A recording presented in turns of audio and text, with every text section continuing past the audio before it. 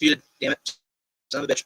All right, try that again because I'm having a tech day. Anyway, welcome to the very first episode of the relaunch of One-on-One with Jeff. And I can't think of a better guy to bring on the show today than literally somebody who means so much to me and my entire family, especially my boy who's down the hall doing his homework, hopefully. Probably not, just because it's the way we roll around here.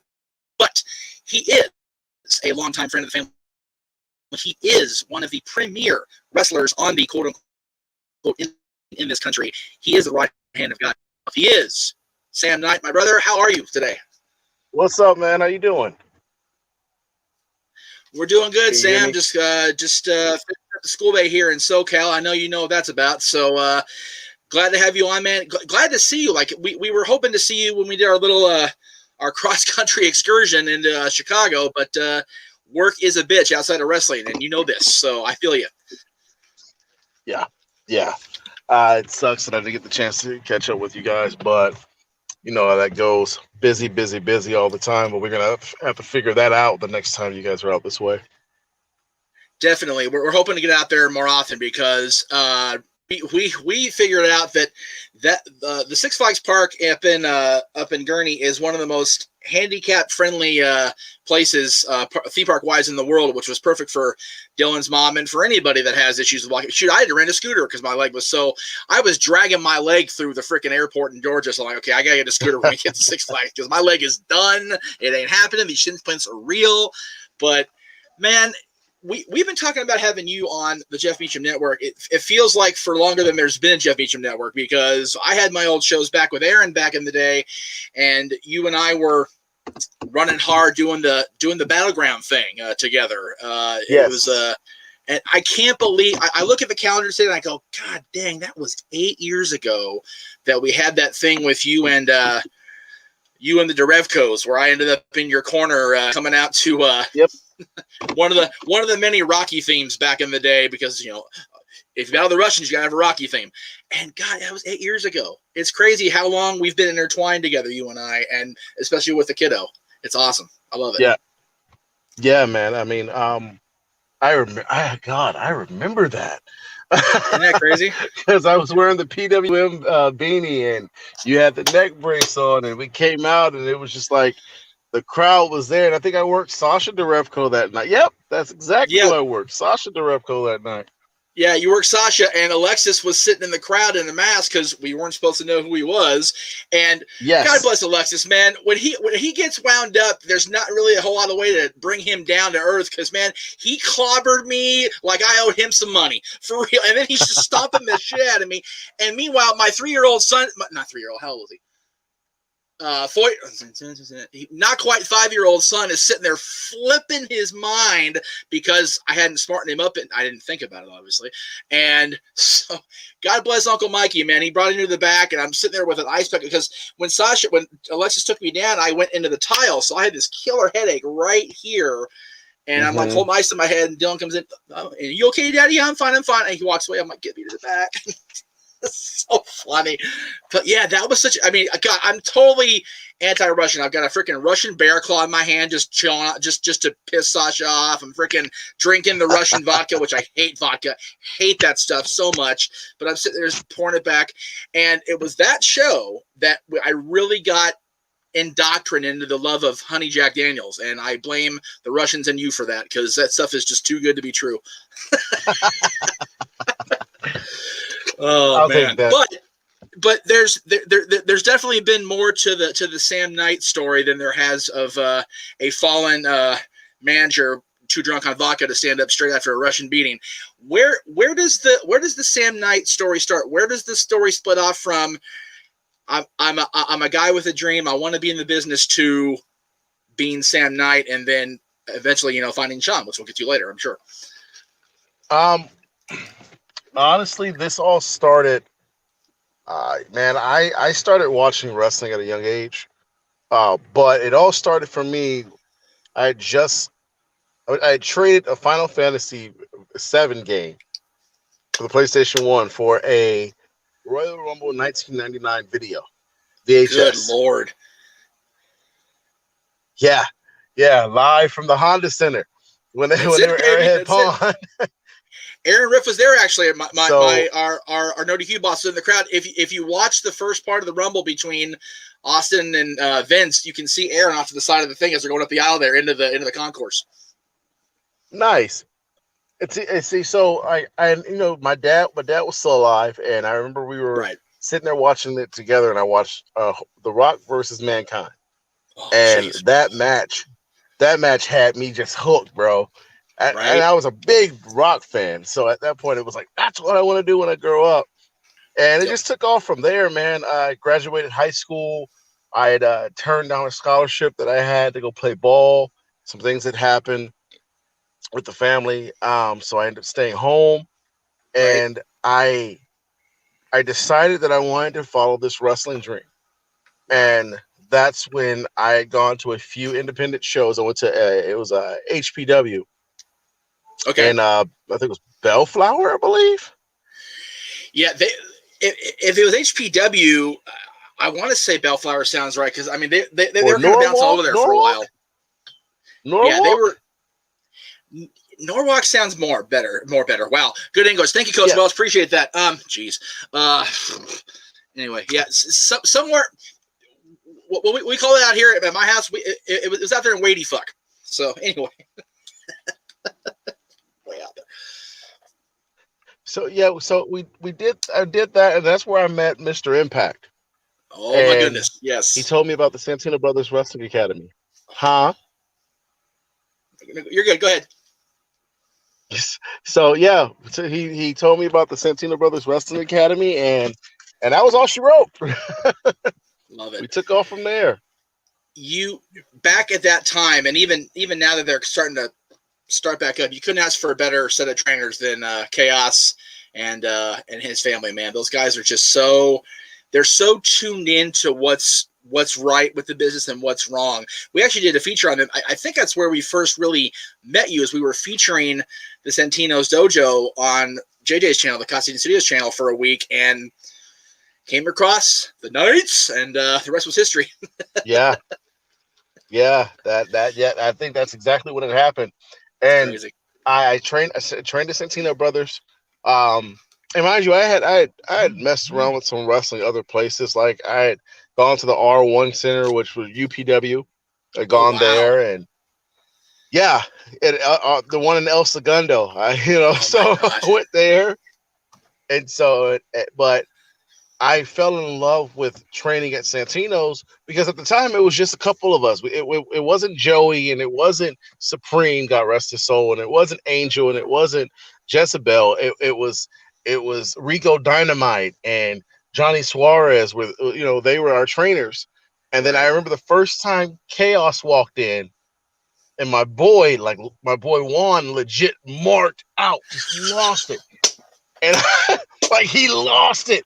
And me, man, I wasn't really smartened up to like the business, to like the XPW, bro. Because I mean, I had seen it on TV, but I'm like, who are they? Like, and I'm young, I'm stupid, And he's like, bro, that's Kid Chaos, bro. Like he's losing it, like, oh, and so, and then I hope Joey sees this. That's started tremendous. training with them.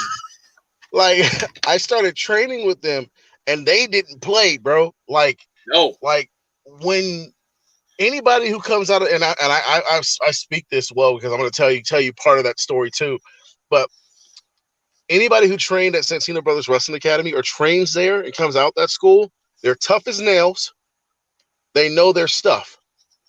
Yes. And success is written all over them. Oh my God. If you stick through it, yo, bro, I'm telling you, because they whipped me into shape to the point where I end up getting cut. Legit, I end up getting cut from Santino Brothers because I didn't take it serious. Yeah, a lot of people don't know that. I got cut because, and I'll never forget the phone call. Mongo called me and he's like, "Hey man, look, we appreciate the heart, but you're not really carrying your weight." He said in so many words, he was like, we understand you like wrestling, but if you loved it, you'd be serious about it. And I'm sitting there like, man, my ankle hurts. I'm hurt. I played football, blah, blah, blah, blah. The thing was, I was lazy. Let's just be honest. Let's call it what it is. Right. So end up getting cut. No ill will towards them. They were right. And I will say this to this day because I love each and every one of them. But they cut me, and I was like, man, what am I going to do next? So I went to AWS and started training with Johnny Paradise. Oh, Lordy have mercy. So trained there and met Scott Loss, Peter Avalon, Human Tornado, all these people, bro. And once again, I'm like, okay, let's see how this goes. Didn't get me anywhere because I was following with Axe Hammer and Mr. Impact, and that was our group. That's who we were. We were all together, but we didn't have that sense of the business. Exactly. The best thing that ever happened to me was leaving and going to Knox Pro Wrestling Academy. Yep. Training with Gangrel, Rikishi, and Black Pearl. Yeah. Those three men turned me into the man I am today. Yeah. Dave and Keish don't mess around. They never have, ever. They don't. And you know what? Like, honestly, I think that's where it finally clicked because I got tired of bouncing around. You feel me? Like, I got to the point where it was just like, man, it's either I'm going to do this or I'm going to do something else. And so, right. And obviously I love the business because I'm chasing all these other places and I'm spending money. I might as well be serious about it. And so we went to a Knox Pro year 3 seminar.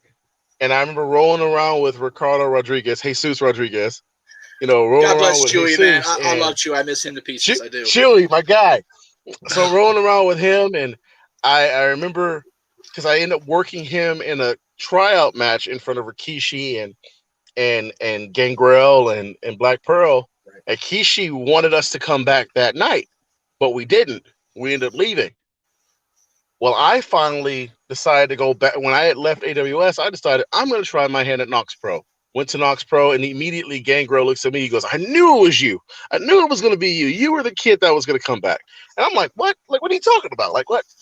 And, man, that's all she wrote. They turned me from being that punk kid who didn't know much about anything, who was taking the training I had from Santino's and taking the training I had from AWS and trying this pro wrestling thing and doing the Black Knights thing, because the Black Knights were a thing at that time in 2010. We were starting to build our credibility because we were, doing My Lucha TV. And that blast from the past. Credibility. So, and man, they turned me into a beast. Oh yeah. I mean, so left Knox Pro in about like 2011. 2011, 2012, Dad got sick, Dad passed away, and I had to make decisions as to what I wanted to do. Yeah, I remember. I remember doing the show. One of the last times we saw you before Dylan and I moved out of that area was the show at the gym. I think it was right after Pops had died, if I remember right. Yeah, Massive. It was right after Pops died, right before, and it was before. Just I could see your mindset shifting in your eyes because like we'd known each other for a couple of years by that point, and I saw your focus. It's like, okay, this is what I'm doing now. This is life. This is what I'm going to do. I had the same kind of thing at the end of 2019, bro. I was just kind of fiddle farting around with maybe going back to no DQ, maybe doing my thing, and trying to have a normal 9-to-5 job here in the area, and I listened to Xbox podcasts when he was still with AfterBuzz, and I heard a commercial for a thing called Anchor, the podcast app, and you can make money. Well, I can do that. Everything changed because once I lost that last retail job, and it's like, okay, I've been bouncing around here for years and years doing this retail thing. It's not happening, and this is right here, and so I've put everything I've had in the last year and a half into this and into Dylan's education because those are the things that matter. And it's crazy how the human brain works, and that it takes so much sometimes for people to just go, okay, focus, this is it. And lucky for you, you had all the training you had in the past, but like I said, Gangrel and Rikishi, I've had so many people that come out of that school that tell me, man, if you're in or able to get to the area of Knox Pro, that's the place to go. Yes, Santino's will, split into you pretty much. They will. They won't screw around with you. And AWS had an amazing. I mean, God, so many people. I started watching in the Indies when I first got into indie wrestling. Watching in 2003, were out of that school. But man, Gangrel and Rikishi and Black Pearl, they are just they shape these guys into what they know. Like people like Vince wants, because you remember Gangrel and Rikishi were major stars in the WWF's most popular time, the Attitude Era, so they know. Yes, and it's great. Yes, and honestly, even to this day, I haven't forgotten those teachings. You're right. There was a shift, because Dad was sick, and I didn't know how serious it was. I knew it was cancer. I just didn't know if it was going to be fatal. And I'll share this first time live in front, because the people who listen to this or watching this, they'll be like, who know me, they'll be like, oh God. Like, if you're close to me, you know this story, but if you don't, prior to the show, as we were waiting for people, because I had worked that day at the school. And I changed clothes, and we were getting stuff ready, getting the ring in, and because I think we rented Battlegrounds ring too. And so bonkers, whole day. Prior to the show, I got the news from the doctor that my dad's cancer was going to paralyze him. Right. And I went, what? So my mind was not on the show. No. So we end up having a great show. We sold that place out, bro. And I wrestled on the show, and I think I wrestled even in the Battle Royal. I did that too. And I remember when the show was over, me in the back. So like the energy was all there, man. Yeah, the energy was there. But I remember after it was over, we got in the back, and I think I just lost it. Like it just all came out of me. So looking back on all that to now, yes, my energy shifted, and I moved when my dad passed away, and it was like I was done wrestling, because the last show I had wrestled in California was Pinky's Playhouse at Battleground, and I wrestled Extreme Loco.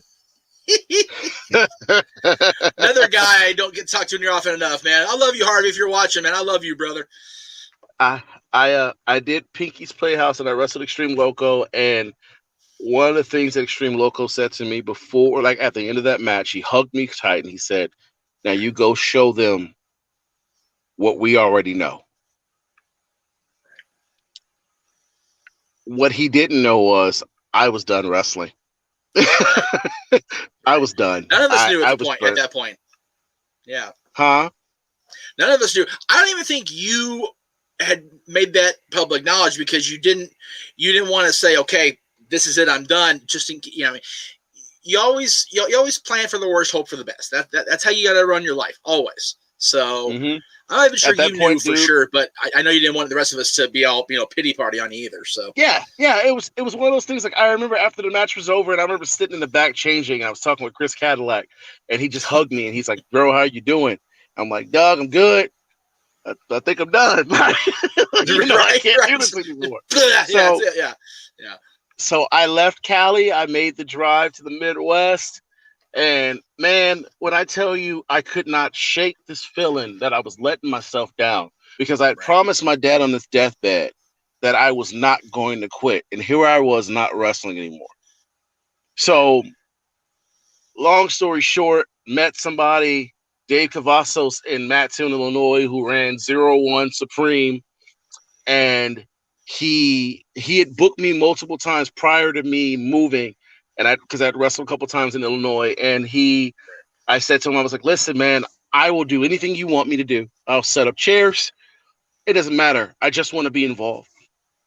He was like, come out and help out. And then a week before, he's like, hey, 3 weeks before, he was like, hey, I have a spot for you on the show. Ooh. So I was doing 2-a-days for 3 weeks. Wow. Bro, training, and came back to wrestling. And I haven't stopped since, man. And so much has happened from 2013 now to 2021. God has blessed me richly to where I've been in the ring with people. I have done a couple of TV spots. Grateful for that. Um, and most recently, I had the chance to wrestle Elijah Burke as NWA TV champion. And in October Man, of this year, I'm wrestling the NWA National Heavyweight Champion Chris Masters. So, I saw man, that on your face. I was like, dude, he's wrestling Chris. I love it. That's so cool. so and that's like all this stuff is so big. It's big news, but I'm humble because in my mind, no matter what people say, I don't deserve it. Right. That's what I tell I feel you. myself. It's like, I feel you. I don't want to get this big head like, yeah, man, I work for this. I work for this. Nah, bro. Nah, man. This is grace. Because I just had I'm a year removed from knee surgery. August 28th of this year will mark 1 year since surgery day. Whoa. Okay, I'll get to why that's weird, but go ahead. Yeah. So I had knee surgery and now I'm just going. going. Right. Yeah. So yeah, man. That's what's going on in the world of Sam Knight. So yeah, let me just make sure of the date before I start talking on my ass, because you know I don't like to do that. Just give me a second here, because I'm pretty sure that date is major. That I came in to just check the date here. August. You said it's the 28th. Yeah, August 28th. Okay. All right. So August 28th, 2001 was the date of my car accident. I got my traumatic brain injury. 20 years that day. Wow. Same, like, okay. The night started the 27th because I was coming home from work on my shift the 27th, but it was actually the early hours of the 28th that I had the accident. Crazy shit. That is crazy, dude.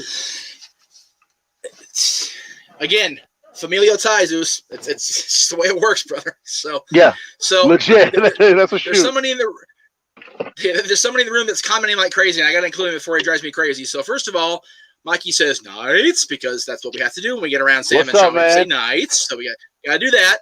And when we were talking about your dad, he said Pops was the man. There's no disputing that. Your dad was one of the best people I ever knew. He was such a genuine, decent person. It's crazy how long it's been. Says Chris Cadillac had one of the best kicks ever. I can attest to that. Yeah, he did. Yeah, he did. Yeah.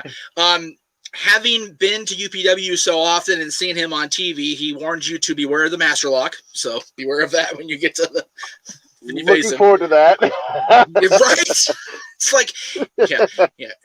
And of course, again, we talk about this chant all throughout my network. Like, the whole "you deserve it" thing. Yes, we as fans and as your friends, your family feel you deserve it. But like you said, you're humble and you realize that. Yeah, you got to where you are for hard work, but deserving and pride is a very dangerous line to try not to cross. So I totally feel you when you say that. So yeah, it's because so many times in this business you watch guys go from being very humble and gracious and thank you so much, man. Thank you for the opportunity to where it's like, yeah, man, this is what it should happen. No, man, listen. Man, I'm the same guy I was when I lived in South Central off 84th Street to who I am now. Right. You know what I mean? Because like I'm the same guy I was when I was wrestling Dylan at Battleground. You know what I mean? I'm pretty sure Dylan's still undefeated. I'm pretty sure he hasn't lost yet. We'll see. I'll have to check the video. He did squash me. I got no offense there, but that's all right. I want that rematch. Hey. If we're out in the area again, or you get your butt back out here, you let me know, man. We'll make it happen. Perfect. Kid's a solid hoss now, so good luck with that shit. I'm coming for the championship, but it's just That's it. I'm still the same guy I was back then, man, and I love it. I'm wiser. Scratch that, because that's a lie. I'm wiser. I'm a lot wiser. I've grown up, and I appreciate this business. Right. That's the thing. I I appreciate everything that comes with the business, and I understand that at any second I could be taken out of it. Right. It's funny how much it's funny. Your story parallels another friend of ours who, we met when we were just fans or whatever. Willie Mack, man. I mean, God, he's from the same area, and yeah, he's freaking main eventing Impact pay-per-views, and he was champion, and it was just crazy how, and he's still the same guy. He's still Willie. Like he hasn't changed a bit. He's still the same smart ass, funnier than hell. Yeah. Well, see, here's the thing about that too, is because when you realize that, first of all, Willie came up in the same area as me, just we came up different paths. Right. But we knew each other, and that was my dude. Like that's still my guy. But we both learned to love and appreciate this business the same way we love and appreciated it as fans in seats. Right. Exactly. Like we appreciate the mystique of the business. We appreciate the business side of it, because we had to learn that. Knox Pro taught us that. Mac is out here killing the game. I'm out here working to get my opportunity to show the world what y'all already know about me. But Mac's out here killing it and has been, and he's still humble. Yeah, exactly. Willie. It's funny. Well, first of all, let me say this, Mikey. Willie didn't steal the Blue Thunder Bomb from Sammy. He saw Jericho do it so many damn times at PWG, he couldn't help but take the damn move. Let's just be real. I mean, goddamn, Jericho did that move every friggin' show, twice or three times in a show. So that's true. Yeah, he did. That's a shoot. So you can't go to PWG and not see Jericho do that Blue Thunder Bomb. It wasn't gonna happen. So exactly. So, but yeah, Willie, yeah, God, I mean, God, he, I mean, your story, I love your story, and I love all that. I just like Willie. You can see his progression. He was a fan. Then he started training at PWG with the PWG 6 and whatnot. Then he worked his way up and worked with Marquez, and then he just kept going. It was a weird thing. Like the trajectory just came out of nowhere for him. And I saw when you came back, when you started wrestling again in the Midwest, it's like I couldn't help but notice how much you were working, how hard you were working, and like you said, you're the same guy. You're the exact same guy you were, except more focused and more cognizant of the fact that this can all end right now, and what you have is what you have, and it's amazing that you have it. Brother, I'll tell you what it was, because a lot of people don't know. This is what clicked. So I got hurt. I got depressed. Right. And it got bad. Like 2:00 in the morning, not being able to sleep, watching AAA, watching Impact, on Pluto, because Pluto has that channel, and so just emotional and crying, and I don't know if I could do this anymore, and I don't know if I want to do this anymore, and then I was booking for a company, and I lost focus of what I was doing, so that was taken away from me, and so I had hit proverbial rock bottom, but my prayer life and my drive to want to be successful because of the legacy that I have, it was, okay, you can't quit. Okay, you can't sit here and wallow in self-pity because you've been here before. Remember, you lost your dad to cancer. You've been here before. This is familiar territory. Let's come out of this. So I didn't miss, even after surgery, bro, I spent 1 week at home after surgery because the doctors didn't want me going right back to the gym. So I was working out at home. Okay, because my surgery was in and out. I dislocated my kneecap, and all they did was put it back in place and clean up some cartilage that I missed. That was gone. And so after that week of me being at home, I was back in the gym, and it's been go, go, go, go, go. So when I got the green light to be able to compete again in March of this year, man, it ain't stopped. And the reason why it ain't stopped is because there are people who are looking at me going, dog, that's the best comeback of the year that we know of. Right? It's just And I refuse to be the guy that people look at and go, well, he could have been great, but he didn't give himself the chance. Nah, bro. No. I refuse. I refuse. I will keep working. I will keep busting my tail. I will keep missing sleep. I will spend countless hours in the gym. I will spend countless hours in somebody's ring until I make it to where I need to make it to, so that when somebody else who's younger, who's watching me do this, gets the opportunity to do it, they ask for advice, I can go, this is where I've been and this is what I did. And this is Yeah, how I did it. I saw that picture you put up. It was over the weekend, or maybe even a few days before that, of you with the young fan at ringside there in the Cena gear. And it's like, this is why we do it right here. This is it. Yeah. Yeah, and it's crazy because that kid, when I first before he did it, Oh, lost you, Sam. We can't hear you. I walk out and he's immediately Sam, cheering if you for can me. hear me, Yeah. there we go. There we go. He came back. Okay. Sorry. Okay. Go ahead. Kids immediately cheering for me. He's like, "Yeah, Sam Knight." I'm like, all right, cool. And I'm like, "I like your shirt." I said it right before the match started. "I like your shirt." So we did the angle, and I walked away with the belt. And I walked, and immediately as I stepped out the ring, this isn't like after the show's over. This is right after the match. I just walked out the ring. I take a Right. picture with the kid, and I Love shake it. hands, and his uncle walked up to me. He said, "Man, you just made a fan for life." Yep. And it hit me because I remember me as a kid, man. Oh yeah. Like I remember me as a kid, and how I wish I could have had that. You know, Right. you never Yeah. know, man. These kids No. don't get those chances. No, it's funny. Today is, of course, Fred Ottman's birthday. Tugboat Typhoon, Shockmaster, whatever you want to call him. Mm-hmm. Mm-hmm. First house show I ever went to at the good old LA Sports Arena. I don't know if you remember that place back in the day, but freaking whole piece of shit. Anyway, we're sitting there in the upper concourse of the arena itself, and my brother was 4, maybe he just turned 4. Tugboat walks out under the lower concourse there, just greeting fans or whatever before the show started. And my brother had seen him on TV, so he, as hard as he can, he goes like that to Fred. Fred looks up, sees him, and goes right back. My brother was a Tugboat fan for life. He was crestfallen when he turned heel on and joined Earthquake. He could not believe the horror of it all. And he's 4, But even me, I was 7, going, "No, Tugboat, no!" So funny. Just it's amazing what that one connection can do with a fan, with a friend, with family, whatever. It's amazing how it just happens instantly. You mentioned coming out of the ring and taking a picture.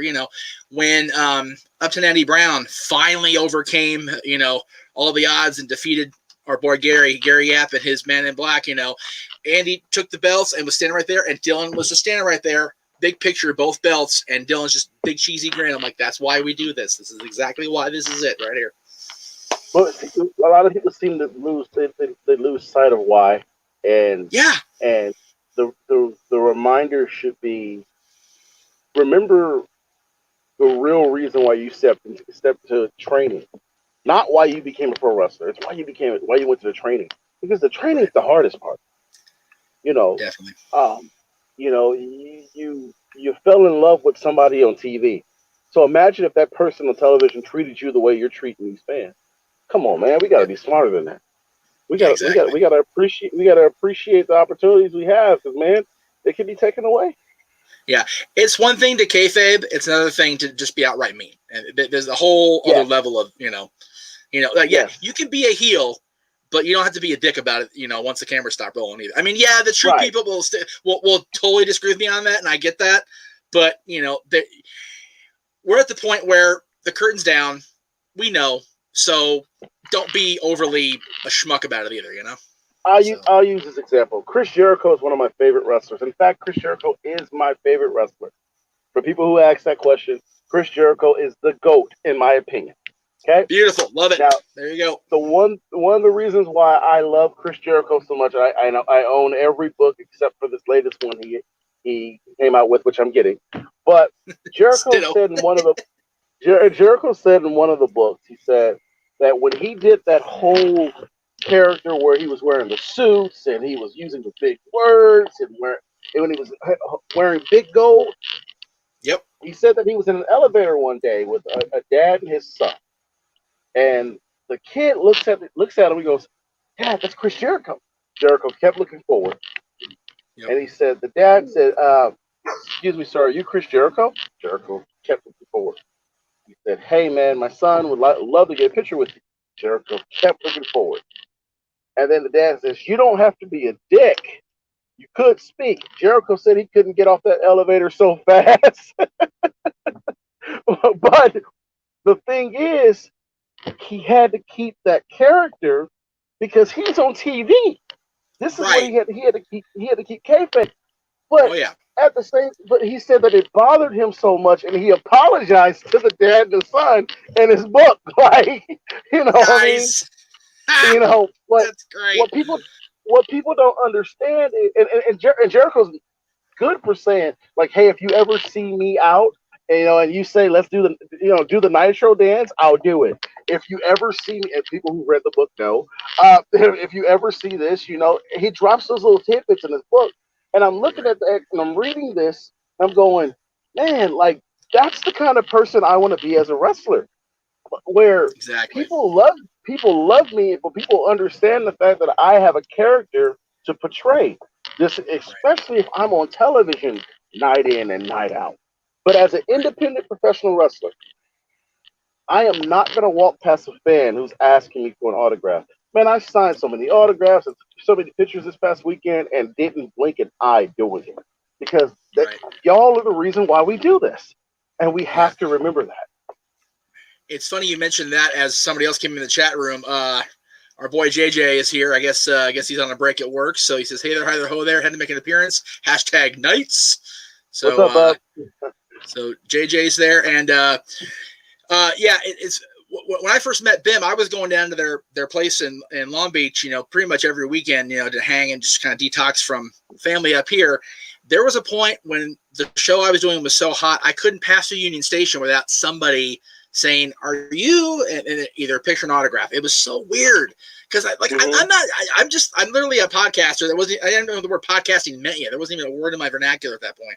But it was just, it's funny that just you don't want to not acknowledge it because then if you lose that one fan, that fan tells three fans that the word of mouth's a bitch. So Yeah, dude. you Yeah, turn one guy away, then you turn everybody. It's crazy. yeah.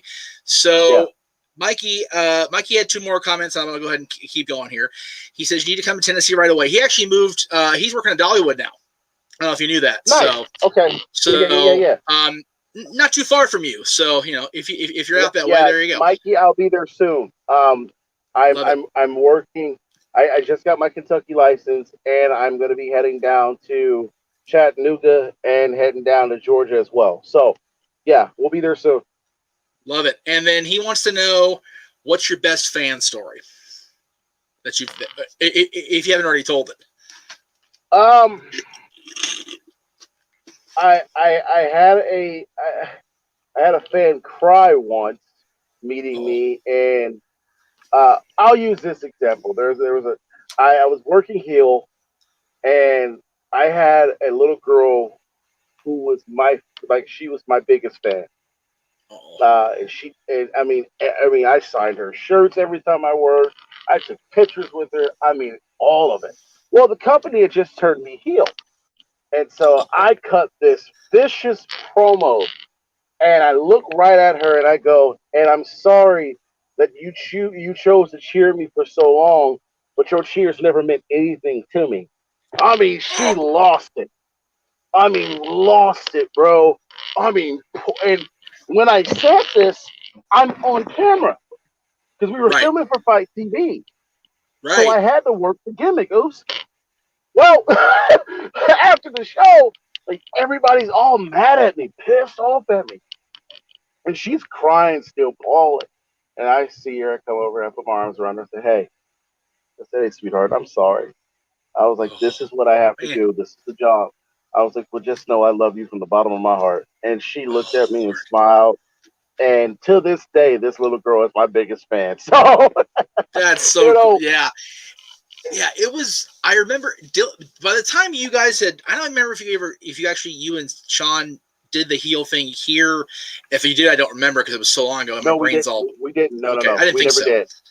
Yeah, because I was God. If he ever turned heel, what am I gonna tell Dylan? Because I made the decision a long while before to smarten him up right away. After what happened with the Derevkos and you and the rings, okay, I gotta tell him everything. I gotta tell him every damn thing because that was bad. Like that broke my heart that he was that scared and he didn't need to be. Yeah. So it was. I remember that. I honestly remember that night because we got jumped by Derevko and Nikki Savoy. Oh, that's Jesus! I forgot that because she was sitting next to Alexis. I forgot about that. Damn her! Yes. No wonder I was so mad at her when I couldn't book her. Okay, now I remember. Okay, it's all coming back to me now. But yeah, because they were sitting ringside together. Alexis had the mask on, and Nikki wasn't like known in the area yet, so we didn't know who it was. We didn't know who she was yet. Yes, she took off, but yes, that's exactly it. So I remember when that happened. But it was Sean and I never had the chance to turn heel, and if I would have worked, I wasn't the heel I am now here, right? Because then I was just still trying to figure it out. I got a teddy bear face, so everybody's like, "Oh my god, he's so nice." I'm glad you said it, not me, brother. Speaking of teddy bears, and speaking of bears, Oso Loco has much love and respect for Sam Knight. Can't wait to see you again, brother. Hashtag Santino's OG. You're breaking up. What'd you say? Okay. It says Oso Loco has much love and respect for Sam Knight. Can't wait to see you again, brother. Hashtag Santino's OG. Man, look, what up, bro? I am looking forward to seeing you too. We're gonna have to link up and get that one match in, hopefully. That's crazy. So, fan of the show says, in June, Kurt Angle was signing at a local show. My son and I made it a mission to get every local star we could to sign our flyer. We never got Kurt's. I told the wrestlers they were the ones who return. Thanks for the time, Sam. We'll have to look you up on the indies. Dude, look him up, Chris. I'm telling you. This guy will take your breath away with how many different things he can do. I've always had much love for this man. Always. And Mikey, of course, has to be, funny guy in the room here. Gino Rivera fears the right hand of God. Well, it's funny you mentioned that, Mikey, because they actually had a match recently. We did. Yeah. We did. And I told myself, once I knew I was going to book Sam, it's like, well, both of them have been asking me for a while about being on the show and whatnot. So I thought, okay, I booked Sam. I better book Gino. I'm going to catch major shit. So next week in this time slot, we'll have our boy Gino on. So there you go. Well, let me leave a little message for Gino. So Gino was let's talk about it. Gino was the better man, with help, and that's all I'm gonna say. Everyone who follows AEW Dark, Team High Risk got involved in that little battle with me and Gino, and cost me the win. So for those who are watching, Sam Knight will be returning to Vegas. Yes, and then I will get my revenge on them. And of course, Gino knows that he has got a date with my right hand. So baby. We'll be meeting up here soon. When are you coming to Vegas? Do you have a date on that? No. So right now the idea is September, but I'm thinking I'm going to take the rest of the year and just focus on being here because there's so much going on. Like I said, the biggest match I have to date coming up, because it could change tomorrow, is me and Masters. Right.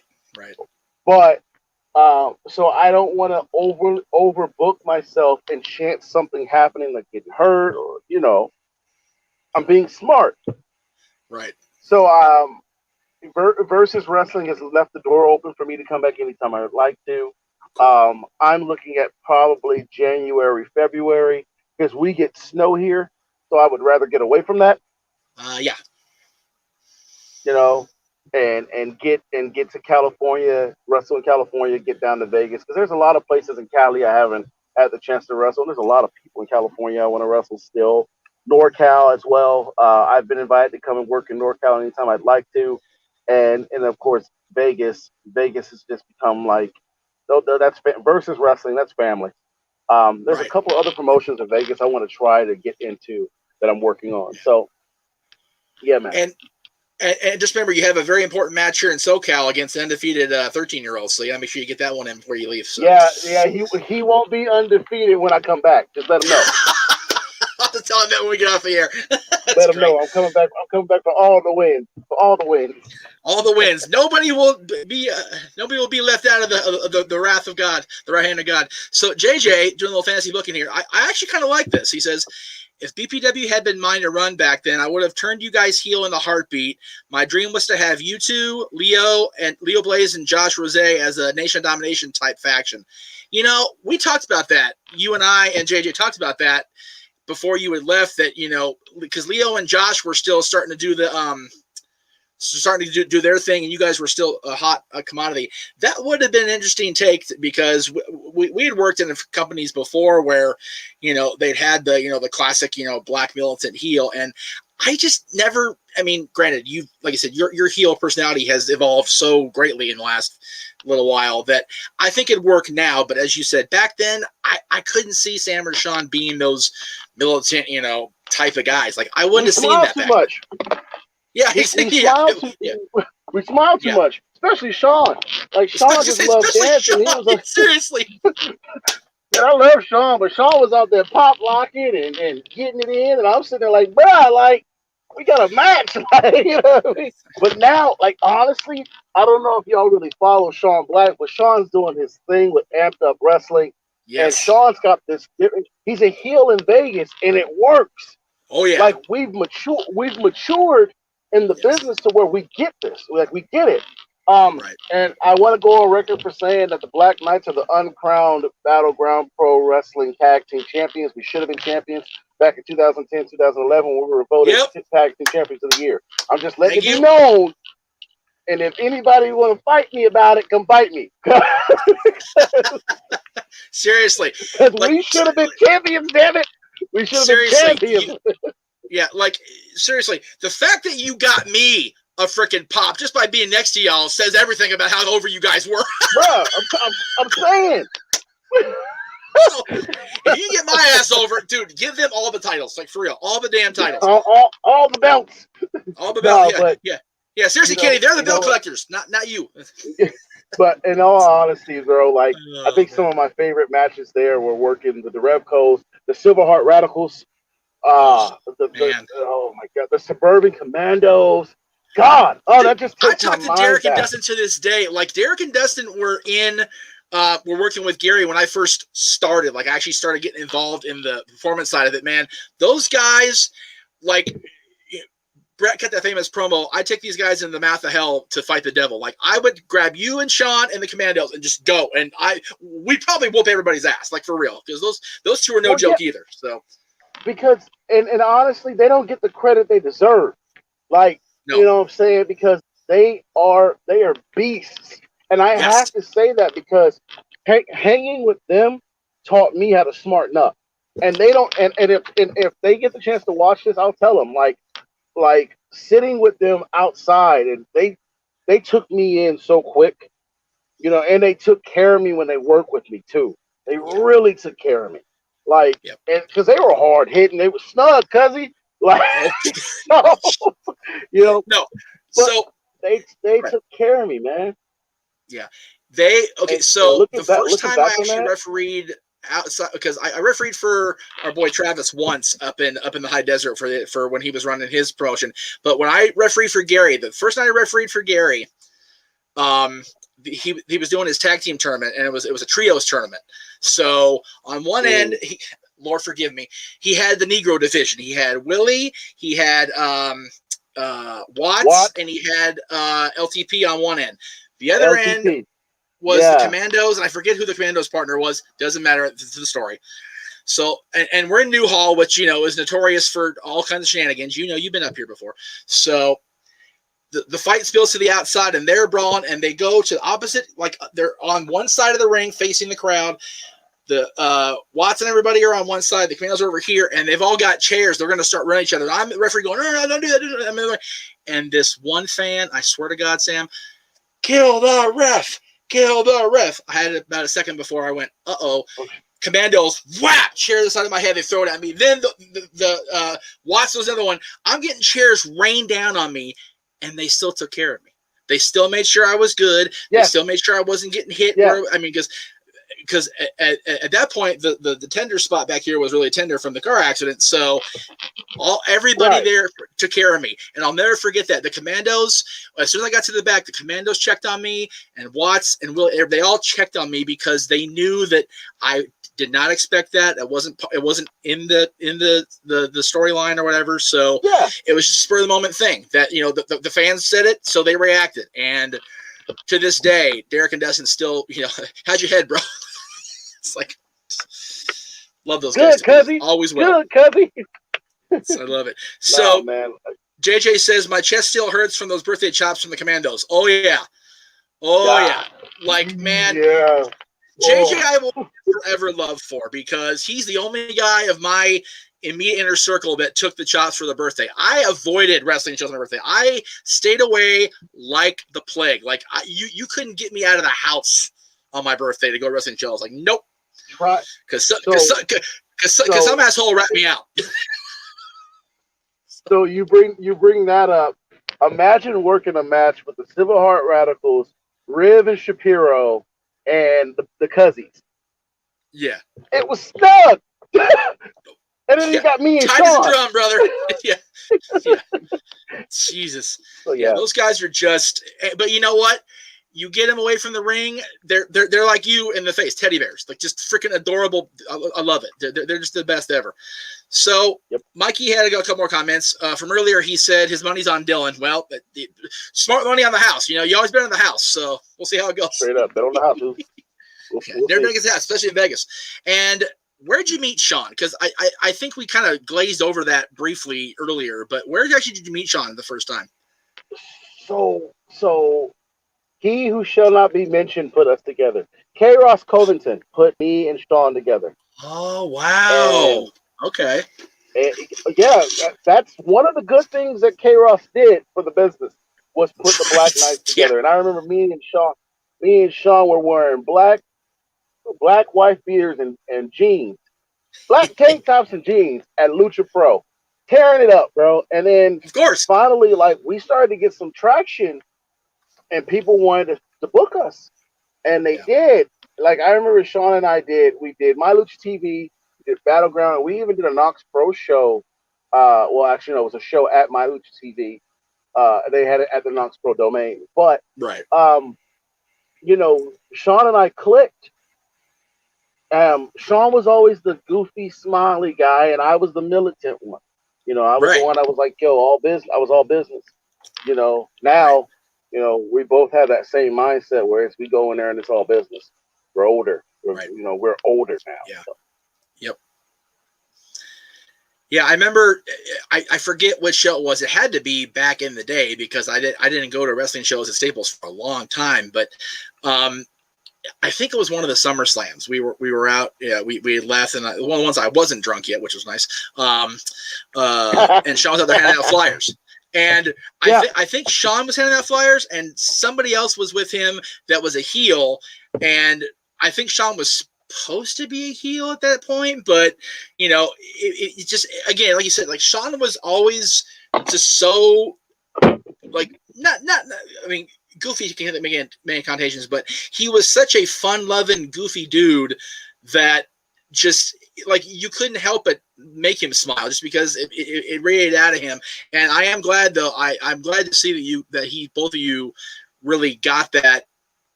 Got to that point where it's like, okay, business is business. When you're in the arena, you do your thing. When you're away, you're Sean and you're Sam again, or whatever, with your personal life. It's so refreshing to see wrestlers actually being able to make a difference. You mentioned Chris Jericho earlier. He's not going to break character. He's on global TV. But the guys that are working local, they have to. I mean, you mentioned the little girl fan. It's like you have to find the line. And Sean, it seems, finally found the line. Whereas before he wouldn't. The line was a dot. He wouldn't. I'm always fun loving, happy Sean. It's like, yeah, but you're supposed to whoop an ass, brother. So it's cool you guys have gotten to that point. Very cool. Exactly, so let's see. JJ says business never personal. EMPD. EPMD. I'm not sure what that means. I'm not sure what that means, Jay. Do you know what that means? The EPMD? I don't know what that means. JJ's talking nonsense. That's okay. It's all good. So, all right. Mikey says, what makes a good chop? Cup that hand. I was going to say, because honestly, Cup that hand. Yeah, like it'll hurt more if you flat hand it. Yeah, but the sound when you cut that hand, I mean, there's a reason when Big Show would chop people and they wouldn't be freaking beat red because he would cup that big giant paw of his and just whap and just make the thing echo throughout a stadium, let alone an arena. So absolutely. Granted, JJ took the chops and he ended up purple, and that's whatever works. So your next big match you said was against Adonis, the NWA National Champion. Where can we see? Are you working this weekend? What's your next show that you'd like everybody to know about? Well, I'm working a few shows coming up. I'm a couple up and coming talent. Rashad Moxon, a friend of mine, Bo Sawyer, Freddie Hudson in the next couple of weeks. But on August 28th, I will be debuting for Emerge Wrestling in North Vernon, Indiana. It's Emerge 56 to the moon, and I've been wanting to get on Emerge for a while, and finally I am on it with my manager Alakon House. Shout out to Alakon House. But we will be going to Emerge to win the Outbreak Championship. That's the plan. That's the plan. I've taken on this persona as a prize fighter. I'm coming in to secure the bag, man. That's the goal. Come in, secure the bag, get this championship, get this payout, and get up out of there. So that's what we're doing. And then, like I said, after that, in September, I'll be competing in Indianapolis for AWR. That'll be on IWTV for people who are following independent wrestling television. We'll be on IWTV Live. On IWTV Live on Sunday, September 12th, and October 2nd, Heroes and Legends Fan Fest /show /wrestling convention / whatever you want to call it. So many great, talented performers, from Rikishi to Gangrel to Devon Dudley. You've got Kevin Sullivan. You've got Pineapple Pete, you've got JTG, you've got Chris Adonis, you've got me, and so many more on this one event. So it's me versus the masterpiece, Chris Adonis, and that's the one that's the big one for me this year. Every match is a big fight feel. Right. This is a big one for me as well. So yeah, I mean, the fact that you're in the same calendar year facing the two top quote-unquote undercard NWA champions I'm so happy for you and proud of you, man. Like, I can't even say it. It's crazy. Hey, man, you know what? Thank you so much. I want to say this one thing about one of the former NWA television champion, Elijah Burke, Pope Elijah Burke, class act. Oh, God, yeah. I worked a match with him, and he took me past my limit. That man can go, and he took me past my limit. And at the end of it, he said, the way that you become great is to work hard. He was like, and keep getting up. And he was like, you're going to be great. And that made me feel great, because someone of his caliber to tell me, yo, man, you made me proud. You know what I mean? So now with this match with Chris Masters, aka Chris Adonis, it's go time. Yeah, it's go time. When I announced it, Chewy said to me, "Get your cardio up. I'm letting y'all know I'm working." I was gonna say, yeah, you were going with Pope and Adonis in the same year. You better get your cardio into overdrive, brother. Yes, sir. Yes, sir. Pope's one of those guys where he was in an unfortunate situation. He was part of that ECW WWE nonsense that just was not going to go anywhere once Paul was dismissed. It was just a matter of when the death knell was going to hit. Like, it wasn't an if, it was a when. And he was in an unfortunate situation. He never got past that. And yeah, he went to TNA. He did a great job with Impact. More than one stint with them. But man, he has found his groove working with Billy and doing the NWA thing. the fact that he, they had the story with him where he almost got the lucky 7, and it took the big bad Tyrus to take the belt off him. That shows me that Billy and the guys booking that in the NWA have faith in him, which they should, quite frankly. He's a genius. So good. He is a genius, and I'm not talking about just in ring, because in ring he's a genius, right? But out of the ring, to listen to this man, and he's so passionate about the business that it made me, a guy who's been doing this for so long, I teared up, because he's trying to educate the younger generation who just don't get it, right? So, but yeah, man, shout out to Pope. Thank you for being a good brother. Thank you for being who you are, because a lot of these cats don't get it. And I'm sure when I step in there with Adonis, it's gonna be the same thing, because that man's good. That man is really good. So, yeah, but I'm coming in. Yeah, Chris also, he got a really solid, run there with the WWE. It's just, at that point, there were so many ingredients in that chili pot. It was just there wasn't enough room at the top of the bowl for everybody. So Chris had a great gimmick. Way too much going on. Way too much going on. And again, he's found his place, because man, this better than anybody. So you've been there long enough. If you are teamed with or partnered with greatness on TV or in the ring, you have to get great. He's running with freaking the world's heavyweight champion. You can't not be great working with Albus and Latimer and everybody. You can't. It's just impossible. Yeah. So. Yep. And with that being said, that's why I'm so excited about this match, because I'm gonna learn something. Yes. I'm gonna learn how to be greater than where I am right now. And that's the goal every day. End the day greater than you were when you ended the previous day. That's a great way to send us off. Thank you, Sam, so much. I'm gonna keep you on here and talk to you off air and bring the kiddo in and say hi to his Uncle Ike. So I'm gonna make sure I bring him in for that. Sweet. So thank you, Sam, so much. Again, next week on this show, actually in this time slot, because we're into the 7 o'clock hour now, unless Gino has a work thing like you did today, which again, I'm totally cool with it. We'll have our boy Gino on, and we'll get the rebuttal from Gino, because he told me so, as he always does. So we'll see him next week. But for the right hand of God, Sam Knight, I am the West Coast Professor Jeff Meacham, saying we will see you next week right here on One-on-One with Jeff Meacham.